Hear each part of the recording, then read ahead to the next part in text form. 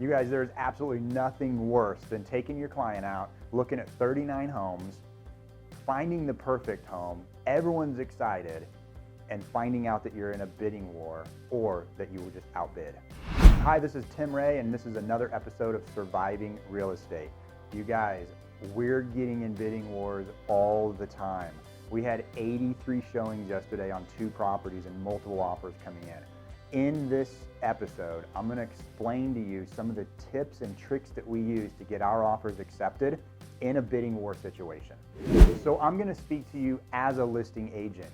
And last year we sold hundreds of homes, traditional, also foreclosures. I want to tell you a little bit about what we look for in advising our client on which offer to accept in a multiple offer situation. Okay, so the first thing is just be nice. Start off with a good relationship with the listing agent.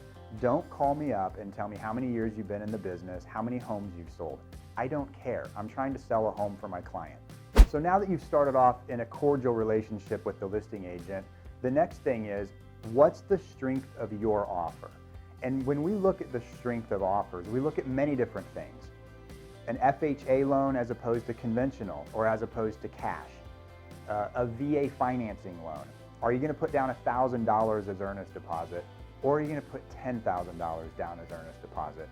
Other things that you can look at are shortening your inspection period time frame or waiving your inspection period time frame. You just want to think outside the box. For example, something that was very common years ago was to get an approval letter for less than you're actually approved for to make it look like you could only afford as much as you were offering. That's not a very good tactic anymore. If you're approved for 400 and you're offering 300, send an approval for 400. Another idea on inspections is simply just state what you want to inspect, whether it's a sewer or a water line. Do you really need to inspect the whole house? Because at the end of the day, all sellers want is a smooth transaction and peace of mind. And in a market like this, where there's multiple offers and lots of interest, if you make an offer and you tie up their property for 21 days with inspections, how many other offers and buyers are they going to miss out on if you cancel? So let's talk about financing for a minute. An FHA loan has more elements to it than a conventional loan. So if I'm a seller and I have 2 offers that are exactly the same, I'm probably going to take the conventional loan. But let's talk about appraisals for a minute. Many times in multiple offer situations, a home doesn't appraise.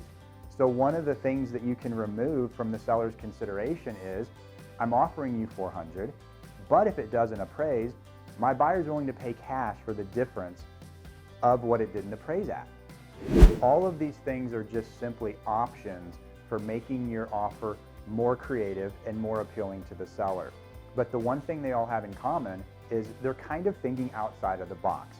Put yourself in the seller's position. Would I accept your offer? So let's talk about a handwritten personal letter. It's the craziest thing I've ever seen, but you guys, it actually works. Have your client write a personal letter about why that home is the best home for them. And you guys, it works. And it puzzled me at first. Why in the world does a personal letter work? And it got me thinking. This is an emotional process. The sellers maybe have been in the home for many years and they want to know that their home's going to a nice family. So it takes me back to my very first point. Be nice. Oh, and don't forget a picture of the kids and the puppy. I hope this video was helpful in having you guys possibly think outside the box. Remember, real estate is an agreement between 2 parties, and it doesn't have to be done the same way every time. Get creative with your contracts. I know it's frustrating going into multiple offer situations. It doesn't mean you're gonna lose. Go for it and play hard. And if you guys need any help with your contracts or just questions to be answered, we have open meetings every single Friday at our offices where this is the stuff that we go over every single week and every single day, and everybody's welcome. I hope this was helpful. This is Tim Ray with another episode of Surviving Real Estate. Have a great day.